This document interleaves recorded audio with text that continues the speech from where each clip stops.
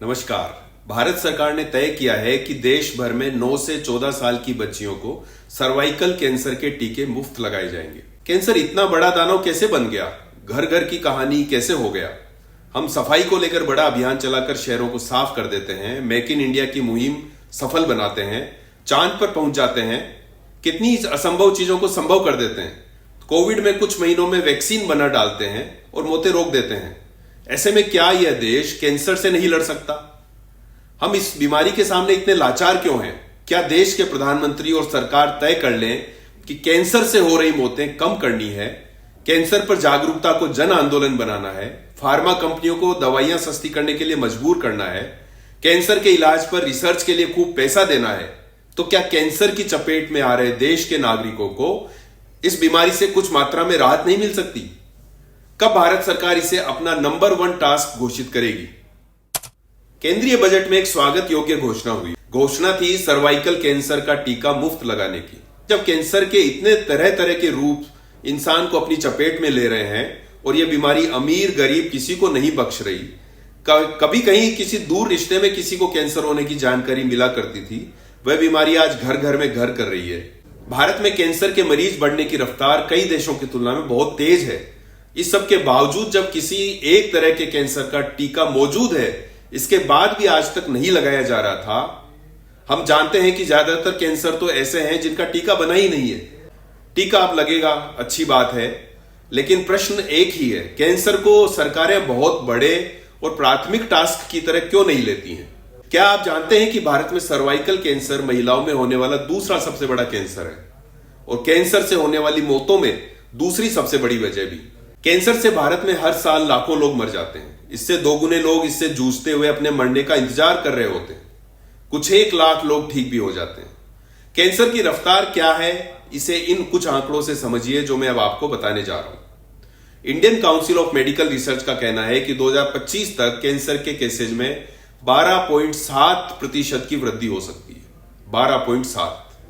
2020 में राज्यों और केंद्र शासित प्रदेशों में कैंसर के अनुमानित मामले 13.92 लाख थे, यानी करीब करीब 14 लाख, जो 2021 में 14.26 लाख हुए और 2022 में बढ़कर 14.61 लाख पर पहुंच गए। कैंसर के मरीजों की सबसे ज्यादा संख्या उत्तर प्रदेश में है। यहां साल 2020 में मरीजों की संख्या 2,01,319 थी, जबकि 2021 में ये 2,06,000 कुछ हुई और 2022 में 2,10,000 के करीब आ गई। सबसे कम मरीज केंद्र शासित प्रदेश लक्षद्वीप में हैं। यहां मरीजों की संख्या साल 2020 में 27 थी, 2021 में यह 28 हुई और 2022 में भी यह संख्या 28 ही रही।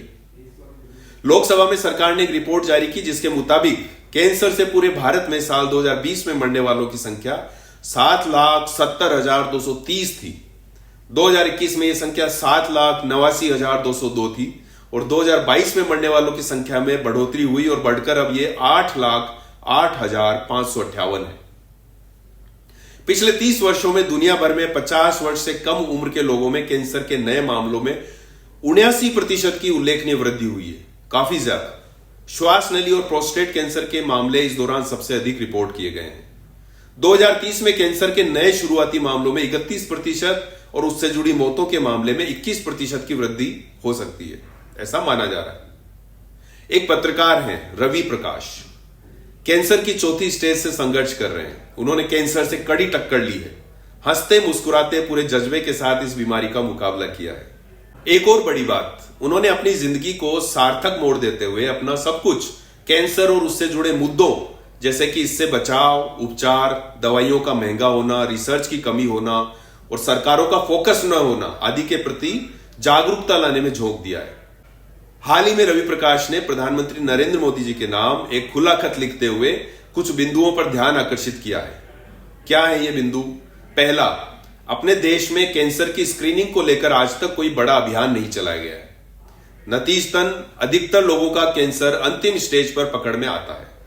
डॉक्टर कहते हैं कि अगर यह पहले पकड़ में आ जाए तो ठीक होने की प्रत्याशा ज्यादा होगी। इसलिए पूरे देश में कैंसर स्क्रीनिंग कार्यक्रम चलवा दें, पल्स पोलियो अभियान की तरह या कोविड टीकाकरण की तरह का कोई अभियान। दूसरा, कैंसर का बेहतरीन इलाज एम्स और सरकार के परमाणु ऊर्जा आयोग द्वारा फंडेड टाटा मेमोरियल अस्पताल मुंबई और इसके वाराणसी, गुवाहाटी और मुजफ्फरपुर जैसे केंद्रों में किया जाता है। लेकिन भारत सरकार ने अपने स्तर पर कैंसर के इलाज के लिए डेडिकेटेड कोई बड़ा अस्पताल आज तक नहीं खोला है। हर राज्य की राजधानी में कैंसर के लिए डेडिकेटेड टीएमएच मुंबई के स्तर के अस्पतालों की स्थापना की पहल की जाए, जहां कैंसर मरीज अपना या तो निशुल्क या फिर सब्सिडाइज्ड रेटों पर इलाज करवा सके। टीएमएच मुंबई का उदाहरण हमारे पास पहले से है। जब टाटा समूह ऐसा कर सकता है तो फिर भारत की सरकार ऐसा क्यों नहीं कर सकती? तीसरा, कैंसर की दवाइयां काफी महंगी हैं। कुछ प्रोटोकॉल के साल भर का खर्चा करोड़ों में है। टारगेटेड थेरेपी और इम्यूनोथेरेपी की अधिकतर दवाओं का खर्च लाखों में जाता है। कीमत ही वह महत्वपूर्ण वजह है जिसके कारण अपना देश नई दवाओं के इस्तेमाल के मामले में G20 देशों में 18वें नंबर पर है। हाल ही में हमने G20 देशों की मेजबानी करके गौरव हासिल किया है। चौथा, कैंसर में सही डायग्नोसिस की बड़ी भूमिका है। अधिकतर मरीजों का मोलिक्यूलर टेस्ट और डीएनए सीक्वेंसिंग जरूरी है, लेकिन यह जांच बहुत महंगी है। इसे न तो आयुष्मान योजना कवर करती है और न स्वास्थ्य बीमा की दूसरी योजना है, जैसा कि रवि प्रकाश बताते हैं। पांचवा बिंदु जो रवि प्रकाश ने प्रधानमंत्री को लिखा है, कैंसर के इलाज में रिसर्च और क्लिनिकल ट्रायल्स बहुत महत्वपूर्ण भूमिका अदा करते हैं। दुनिया के दूसरे देशों के मुकाबले अपने देश में इस पर होने वाला खर्च काफी कम है। फार्मा कंपनियां भी क्लिनिकल ट्रायल्स के लिए भारत की जगह पश्चिम के देशों को प्राथमिकता देती है। आप चाहेंगे तो यह परंपरा भी टूट सकती है। रवि ने कैंसर को साक्षात देखा है, पत्रकार भी हैं तो रिसर्च भी किया है। वे और स्पेसिफिक और सटीक तथ्यात्मक जानकारी दे सकते हैं।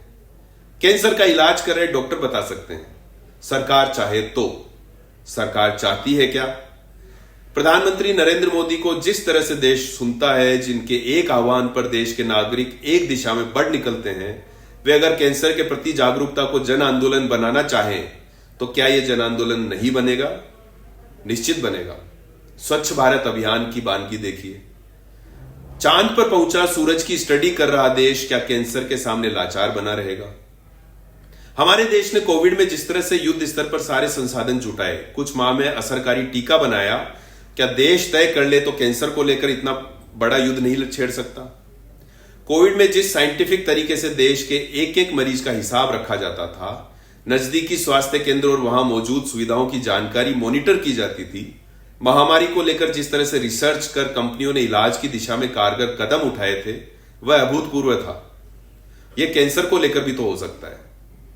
ठीक है, वह महामारी थी और मानव जाति पर अचानक आया वैश्विक संकट था, लेकिन क्या कैंसर छोटा मोटा संकट है?